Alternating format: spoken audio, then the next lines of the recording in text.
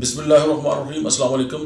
आज हम बात करेंगे मम्स के बारे में, कन्पेडा जिनको हम कहते हैं।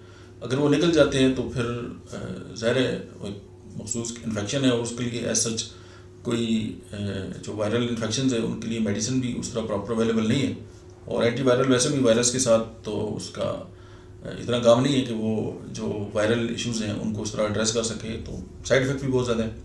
तो होम्योपैथी में एक ऐसा नमल बदल हो सकता है कि अगर किसी को मम्स हो गए हैं तो आप उसको ट्रीट कर सकें और वो फिर स्प्रेस भी ना हो, क्योंकि अक्सर जब वो स्प्रेशन हो जाती है मम्स की तो फिर आगे चल के जो है वो बात बांझपन और उस तरह की जो बहुत सारी इश्यूज़ हैं हार्मोन्स के साथ रिलेटेड और ग्लैंड के साथ, वो फिर कॉम्प्लिकेशन स्टार्ट हो जाती है और फिर एक नया जो है वो एक सिलसिला जो है वो स्टार्ट हो जाता है।